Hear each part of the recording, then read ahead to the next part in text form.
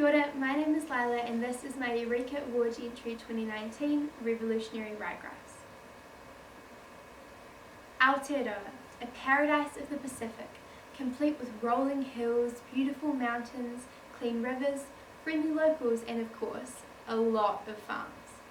The dairy industry is a fact of life, both in New Zealand and around the globe. It contributes greatly to our economy, with 4.8 million dairy cows in NZ, responsible for $134 billion worth of exports. With the global population set to rise an additional 2 billion people by 2050, demand for food resources is escalating. World milk production is projected to increase by 177 million tonnes by 2025. This, of course, corresponds to an increase in dairy production, but dairying comes at an acutely high price. Potent gases such as methane and nitrous oxide released from cows contribute significantly to the issue of global warming. In New Zealand, methane accounts for 1/3 of our total greenhouse gas emissions. However, what we can do is propose practical, smaller scale initiatives to reduce the disastrous impacts of climate change while benefiting our economy. Instead of always thinking big, maybe we need to look down, by our feet, at what's all around us.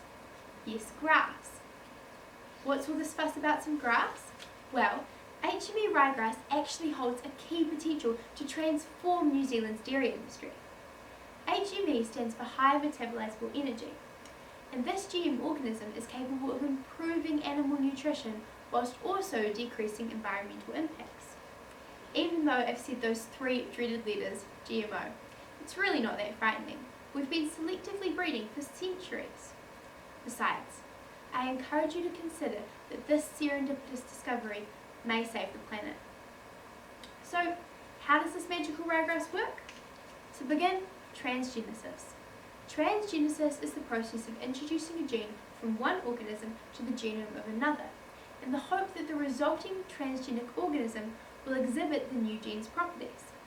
The two genes inserted into ryegrass to enable the expression of these beneficial characteristics encode DGAT1 from nasturtium flowers and cysteine oleosin derived from sesame.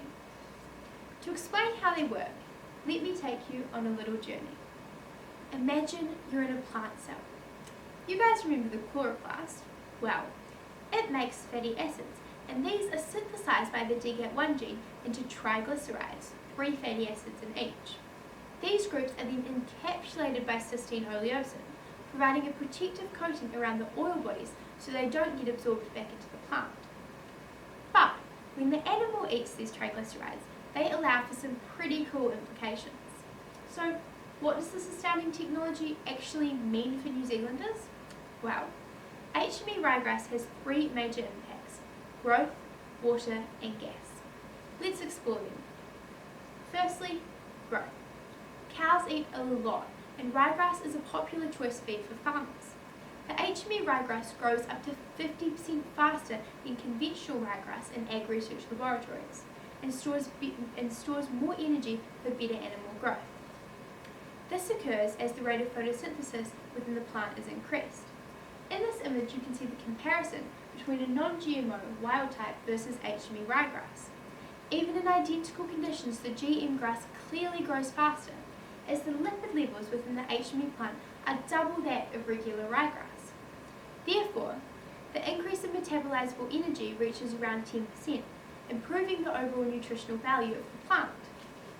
For farmers, HME ryegrass would provide increased yield and an improved ratio of energy forms. New Zealand imports 3 million tonnes of feed every year, the majority of which is palm kernel expelled, which has a higher input cost and causes mass deforestation. The growing population requires a 20% increase in overall food production by 2035, so looking towards sustainable, cost-effective feed measures such as HME ryegrass is essential in our development as a country. Next, I'll mention water. The HME plants have shown a 9% increase in water use efficiency, therefore potentially improving drought tolerance. 2/3 of the world's population will live in regions of water stress in the next 20 years. Water is becoming an even more critical resource, and HME may be instrumental in conserving it.